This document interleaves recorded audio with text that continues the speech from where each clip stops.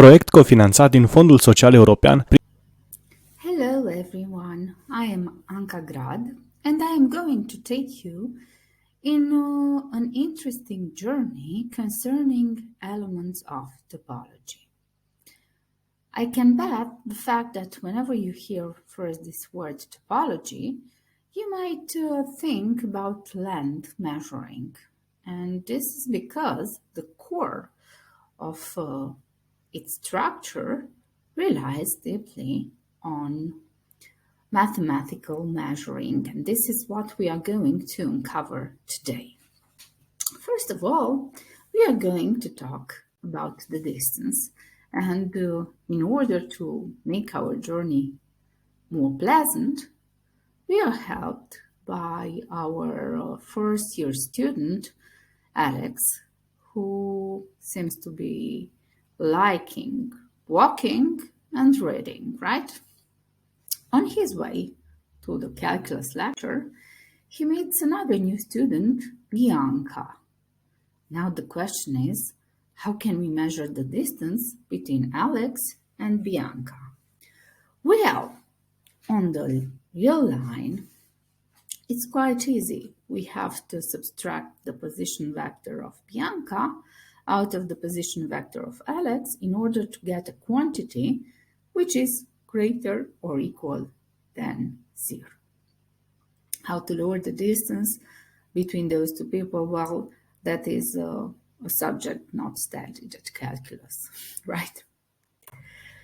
Making things more interesting, we are taking Alex and Bianca to a walk in the park. He keeps on reading. She perhaps admires the beauty of the nature. Now, because they are considered in the plane, their position vector has two coordinates, one corresponding to the OX axis and the other one corresponding to the OY axis.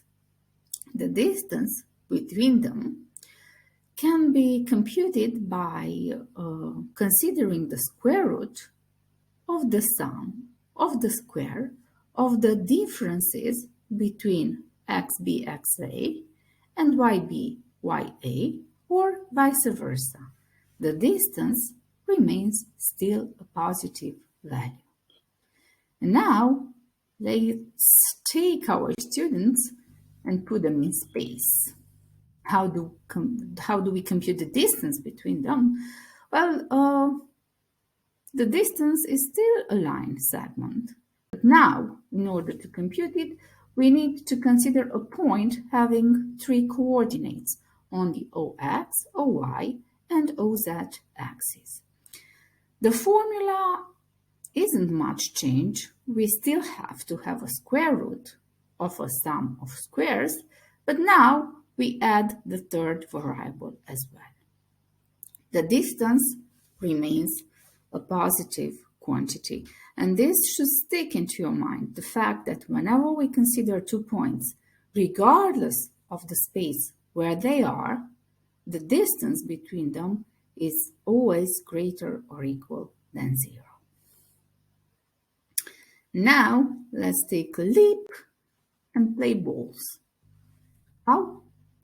Well, balls in mathematics and such objects are characterized by two main elements, namely a center, which is a point in the middle of the ball, and a radius, which is a quantity greater or equal than 0. And you see that inequality greater or equal than 0 might lead you a little bit towards considering the distance that we have talked about a little bit earlier. A given point T situated in a ball centered at the point A of radius r is characterized by the fact that the distance between A and T is less or equal than the radius. So we may define the set of all points which satisfy this inequality as the closed ball centered at A of radius r, while for the open ball centered at A of radius r, we impose for the distance to be strictly less than the radius. Now that we do have the definition of such structures, let's see how they actually look. First of all, in space. Well, a mathematical ball in space, in the r at the power 3 space, is nothing else than a sphere together with its inner points. So this sphere together with its inner points, it's a ball in r at the power 3. It's closed when it has the sphere, and when we eliminate that bounding sphere and only consider its inner points, we get the open ball. In order to see how a ball looks in the plane, let's cut our sphere. The section that we get is nothing else than the ball in the plane, namely a disk. When the disk is considered together with the circle of radius r, and of course the center, then the ball is closed. And when we eliminate that circle that you see with white on the screen, we get the open ball. Not too complicated, right? And now let's be more athletic and throw an arrow through that disk that we've got in the plane. The outcome is nothing else than the ball on the real line. And that outcome, it's a line segment. When the line segment is considered closed, we've got a closed ball in R. And when the line segment is considered open, we've got an open ball in R. So now we know how to compute the distance and we know what the balls look like. What else can we do with them? Well, we can characterize the ball through its mathematical notion, and we can see that on the real line, a ball centered at an axis of radius r is nothing else than the open interval x minus r, x plus r, when the ball is open, or the closed interval x minus r, x plus r, when the ball is closed. In our future statements, we are mainly going to address open balls, so make sure that you remember this definition in the following. Having this said, take a good look around you, to your neighbors, study them well, because we are going to talk about neighborhoods, mathematical neighborhoods. But first of all, let's see what can you imagine when you first hear such a word. Well, honestly, in my mind, there comes a happy picture of the neighborhood that I grew up with. A tiny little street, a little bit of cars, a lot of happy people talking and chatting around. This is how a neighborhood looks for me. But in mathematics, the neighborhood, it's a notion built upon a single element. Let's say that our sample element is this tiny little red happy fish. If we put this tiny little red fish in a bowl of water, that bowl is one of its neighborhoods.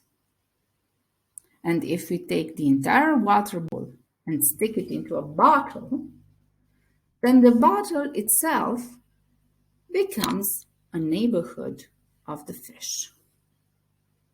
But let's say that we do not really enjoy animals being captive, so we release the little fish in the ocean. Now the ocean becomes its neighborhood. Not too complicated, right?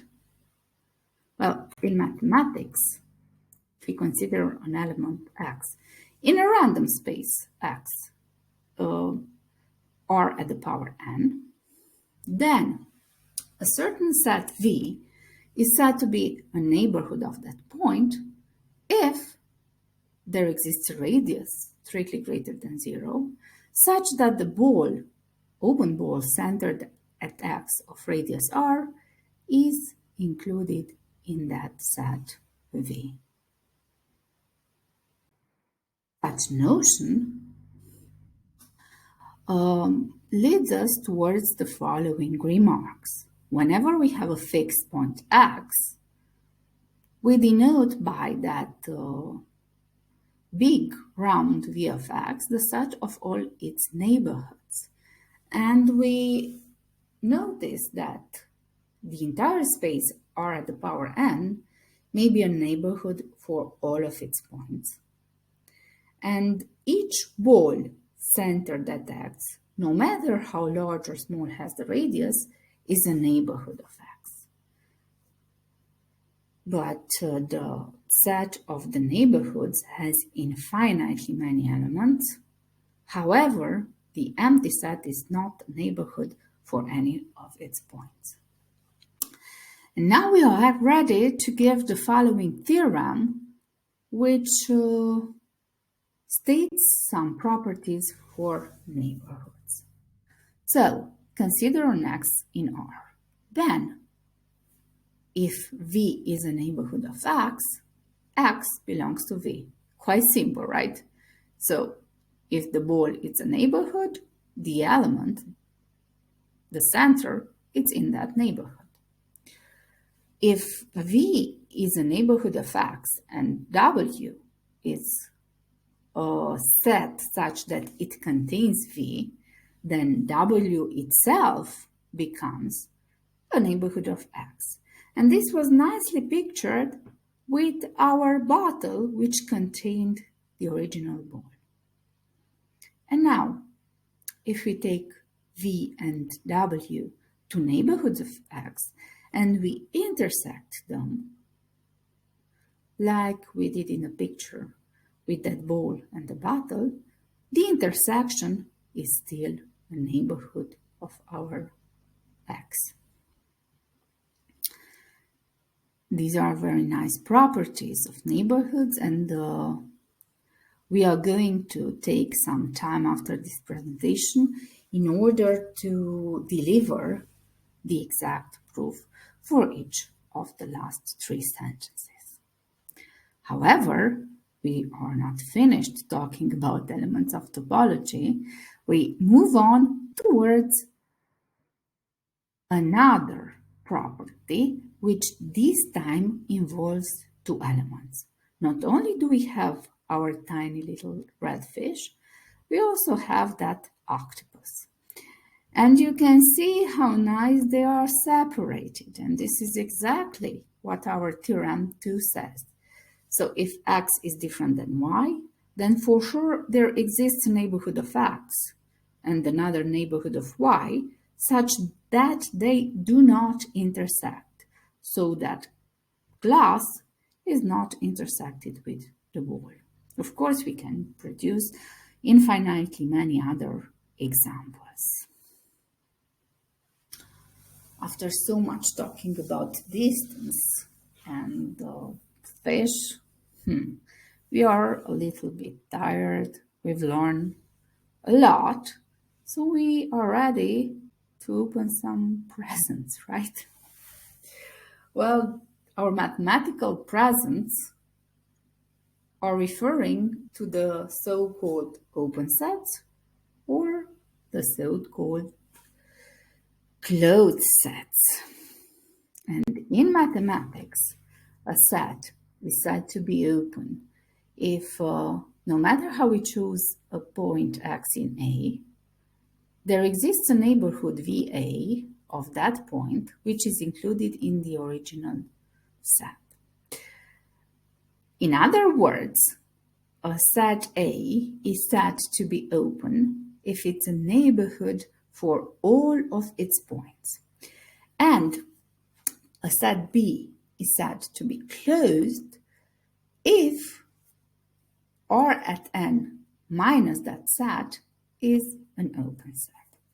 And the most simple example that I can deliver you with is that this that you see there floating in front of the eyes. So if we consider the disk without the circle, the white circle around it, we've got an open set.